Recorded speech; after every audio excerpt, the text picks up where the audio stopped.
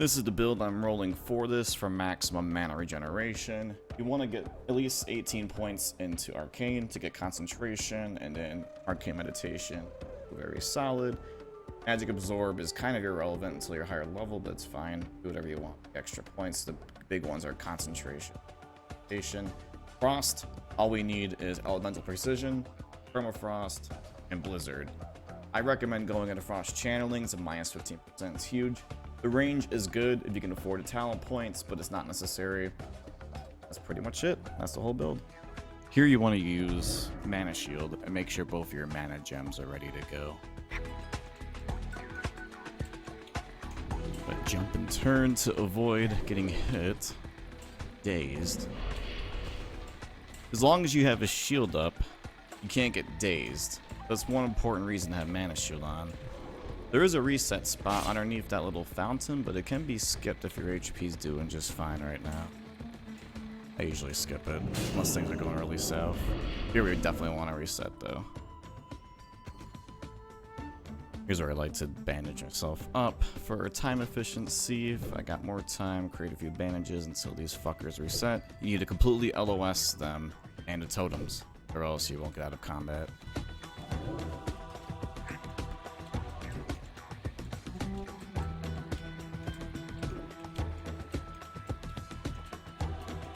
We do not want the Shadow Hunter to join in on the pull. This is very bad if we do it.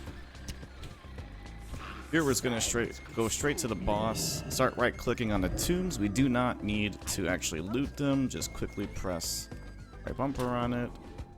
Head over to this little reset pot behind the pot.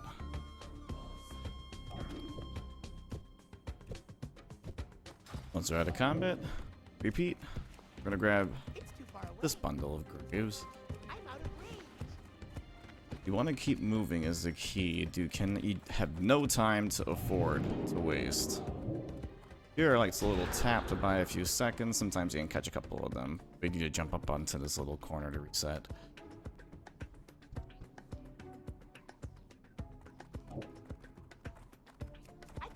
Do the same thing with this pile of graves. Always keep Mana Shield up to buy a little bit of hits. Anti-daze chance, absorb a little bit of damage. This third pull, to save a little bit of time, we're gonna climb up on the statue and get ready to move right here. We're gonna switch over to mage armor as well for the extra regeneration. This is pretty critical. Once we're out of combat, get on your mount. Jump into this little corner and get up here. Now we're ready to do the pull. Double check I got both my mana gems ready and the correct buff is up. Now we're going to use a rank 1 blizzard. Start pulling these guys. Jump over to Gap if you want to aggro the doctor. He doesn't aggro this rank 1 fire blast or something. I want to use rank 1 blizzard. Try and grab as many of these guys as you can. We can't stay on this wall for too long because most of the zombies can't path up there, so we need to come onto the shorter one unless everyone starts running.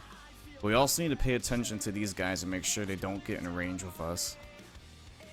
After a little bit, once they make this corner, usually you're fine, you can stay on this wall. Now I was going to wait for them to bunch up a little bit. Always keep yourself topped up. Mana Shield's a good idea to keep on you. Again, for the anti-daze. You want to target this wall right here. You can start with a rank 1 blizzard, but it's up to you. If they're already growed up enough, you can max rank blizzard it, start chipping them down. Here when they're on this pedestal, I got everything slowed. I pay attention to the zombie in the front to make sure he's not going to lose cold.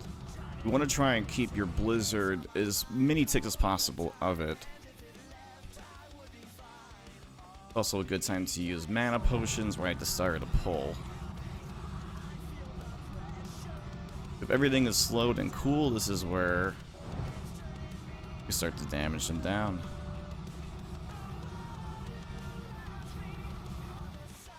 Now if you want to be a real professional, you can double blizzard. But if you guys come loose, not a problem. You're gonna get a little bit more mana up. It's a little sloppy. You got a guy loose. You gotta go. You cannot let one guy hit you, because if they daze you, you have a good chance of dying. You will not clear this jump. Do not pass go. I want to group them back up a little bit, so rank 1 Blizzard.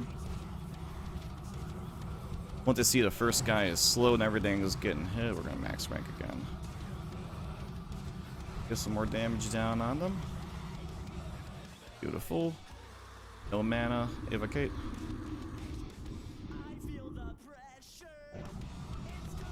For the kill phase, it's advised you want them to be on this pillar of all possible if you can line up. When they're up here in the mountain and they die, it's a little tricky to loot them sometimes. So I definitely recommend trying to do your kill phase here on this below pillar.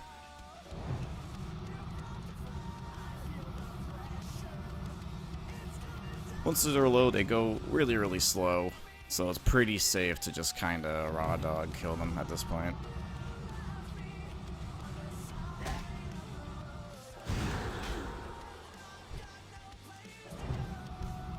Sometimes you'll have a loose mob. You can just nova them or kind of pick them off on their own if you have one loose guy towards the end. This does happen quite often, but he's usually a non-issue.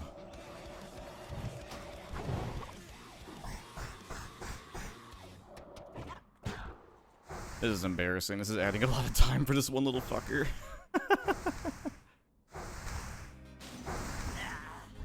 Now in the loot phase, we're going to pop our Ghetto Herf macro once we're out of combat to start the timer to get down to the graveyard.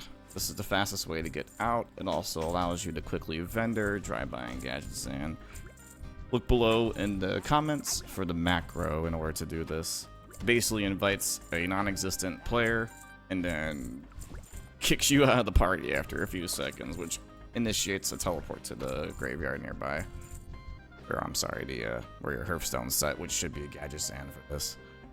You can see we're done at 8-minute mark. Would have been a little bit faster if we had killed that one guy. This thing's happened. Here is where I drink back up, make sure I got both my conjured items back up. Make sure I got enough food, bandages if necessary.